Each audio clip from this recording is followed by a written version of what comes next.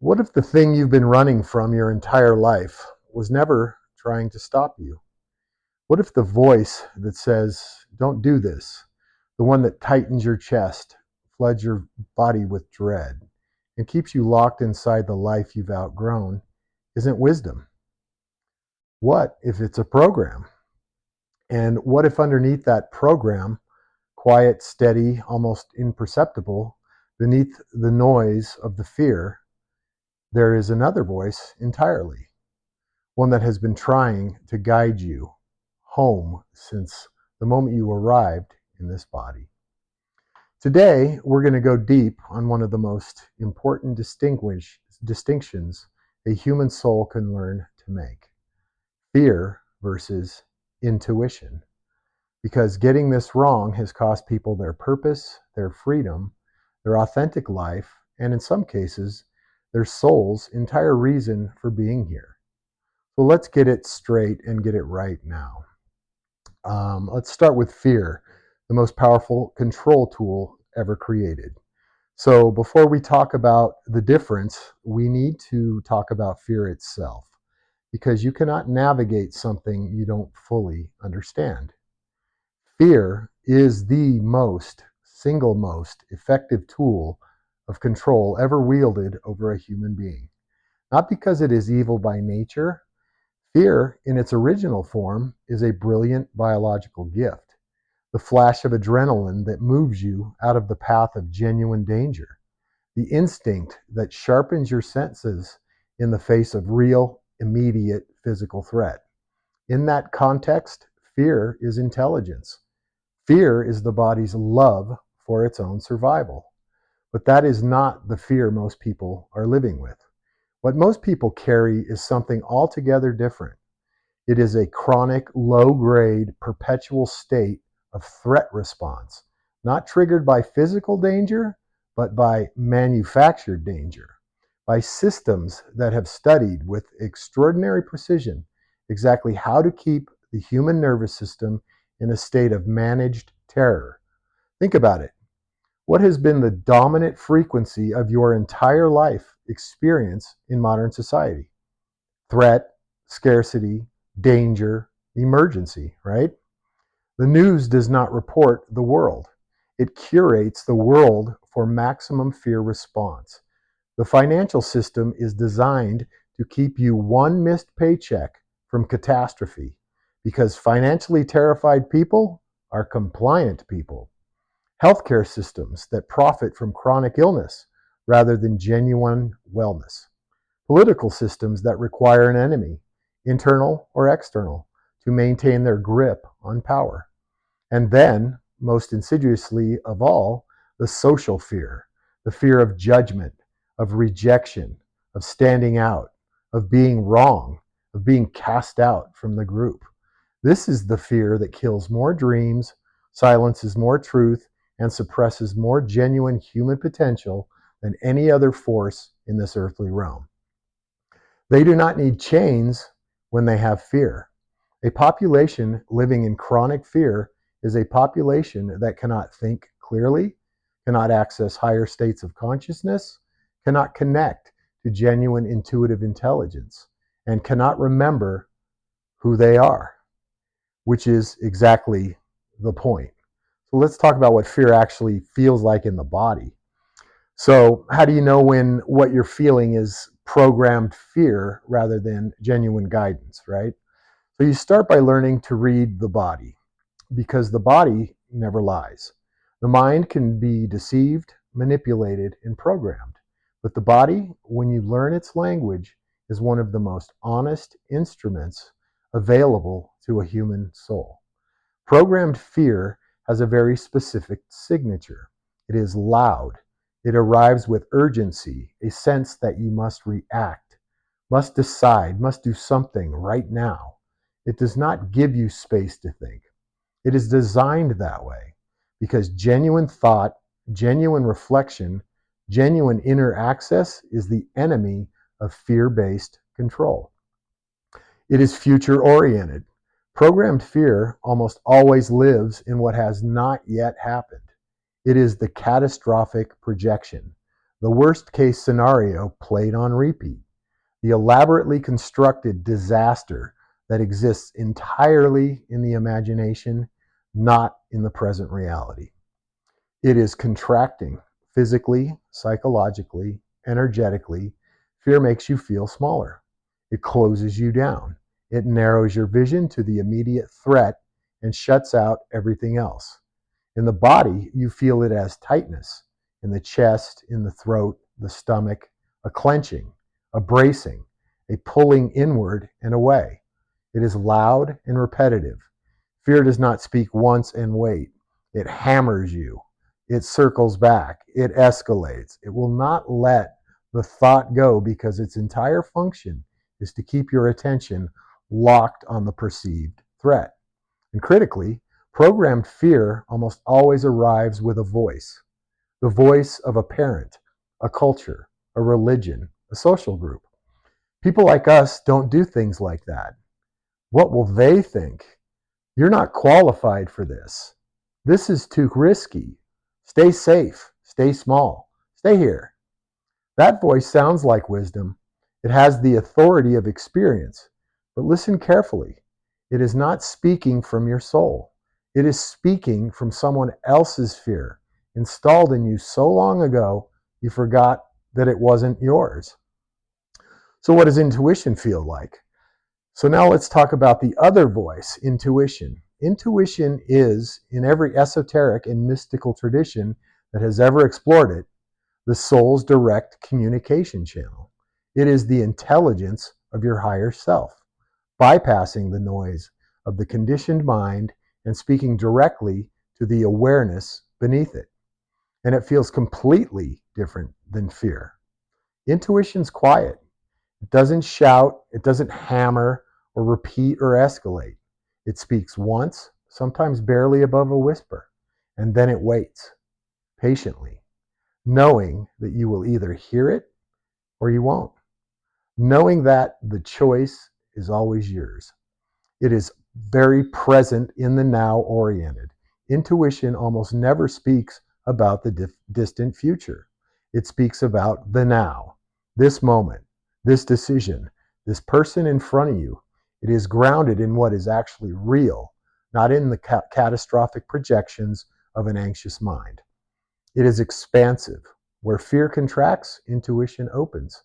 In the body, it feels like a subtle, sometimes not so subtle, expansion in the chest, a sense of rightness, a recognition rather than a revelation, like remembering something you already knew rather than learning something new. It is calm even when the message is hard. This is one of the most important distinctions. Intuition can tell you something deeply uncomfortable. Leave this relationship. Walk away. Learn from this opportunity. This person is not safe, and still carry a quality of peace in the delivery. Not happiness necessarily, but settledness, groundedness, a knowing without panic. And intuition is specific. It does not give you generalized anxiety about life. It gives you precise information about a precise situation. Do not take that road. Call that person now. This is not what it appears to be. Say yes, say no.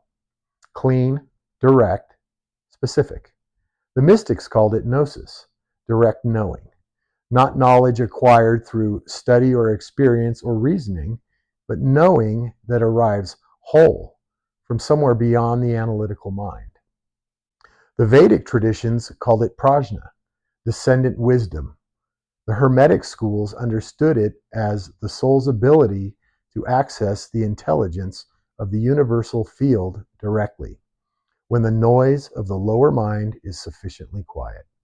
Every tradition, every culture, every serious explorer of human consciousness, they all found the same signal beneath the noise, the quiet knowing. Always there, always accurate, almost always ignored. So why do we choose fear over intuition? So if intuition is always there, always available, and always accurate, why do so many people consistently override it in favor of the fear? Well, because the fear is louder. And we live in a world specifically calibrated to make sure it stays that way. But there is something deeper operating here too. Something that requires genuine honesty to look at. Most people, on some level, are afraid of their own intuition because genuine intuition, followed consistently, trusted completely, will inevitably lead you out of the life you constructed for safety and into the life your soul actually came here to live. Imagine that. And that life is almost certainly not the comfortable one, right? Intuition might tell you to leave the career that looks successful from the outside, but in reality, it's hollowing you out from the inside. It might point you toward a path that your family does not understand, your culture will not validate, or your peer group cannot follow. It might ask you to trust what you cannot see yet, to act on knowing rather than finding evidence or following evidence. And that is very terrifying. Not because the intuition's wrong, it almost never is, but because following it requires you to trust yourself completely without the safety net of external approval. And most people have been so thoroughly conditioned to distrust their own inner knowing, to seek validation outside rather than guidance inside, that the idea of staking their life on a quiet inner voice feels like madness. But it is not madness. It is the most sane thing a human being can do. So how can you tell the difference? So practically, let's just say in the moment, when something arises and you are not sure whether you are receiving genuine guidance or running a fear program, how can you tell? Well, here's a few questions that kind of cut through to me. So first, ask yourself, is this voice speaking from the present moment or from an imagined future? Remember, fear lives in the future and intuition lives in the now. If the voice is spinning catastrophic scenarios of what might happen, it is fear. If it is giving you clear information about what is actually occurring, it's intuition. Next, ask, does this feeling expand me or contract me? Sit with the sensation in your body. Breathe into it. Does it open or close? Expand or tighten? Genuine intuitive guidance, even when uncomfortable, has an underlying quality of opening. Fear always contracts.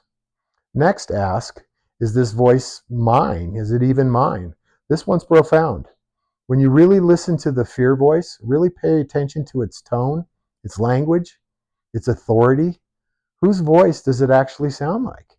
A parent, a teacher, a, a religious figure, a cultural narrative? If it belongs to someone else, it is a program, not guidance. Next, ask, has this voice been right before? Think back. The times you ignored the quiet knowing, the times you overrode the subtle signal in favor of the loud fear, or the logical argument, or the social expectation, what happened? And the times you trusted it, despite everything that said otherwise, where did it lead? Most people, when they trace this honestly, discover that their intuition has never been wrong. It has only just been ignored. And finally, go still. This is the master practice beneath all the others, because intuition cannot be heard above the noise. The programmed fear responses thrive in chaos and stimulation, but the quiet knowing requires silence to surface. Before any significant decision, before any moment where you are trying to discern guidance from programming, stop, breathe, go still. Drop beneath the noise of the thinking mind into the body's deeper intelligence. And just wait. Not forever, not with gritted teeth and forced effort. Simply wait with openness, with genuine willingness to receive whatever is actually true rather than whatever confirms the fear. It'll come. It always comes. So here is what I want you to carry with you from this conversation today. You have been given two voices. One was installed by a world that needs you afraid, reactive, and manageable. It is loud, it is persistent, it is sophisticated, and it has had decades of practice convincing you that it is wisdom. But it is not wisdom. It is a cage wearing the mask of protection. The other voice, on the other hand, is yours. Ancient, accurate, incorruptible. It has been speaking to you your entire life in the moments of sudden knowing, in the dreams that won't let go, in the quiet recognition that something is true before you can explain why. It has never lied to you. It has only ever been overruled. The single most liberating shift available to you, starting right now in this moment, is to begin treating that quiet knowing with the same seriousness you have been giving that loud fear. Not blind trust, not reckless abandon of discernment, but a genuine, committed daily practice of listening. Because your soul did not come here to be managed by a program. It came here to navigate freely, powerfully, by its own inner light. That light is still on. It has always been on. Learn to follow it. Stay conscious, stay sovereign, keep creating. Thanks, guys.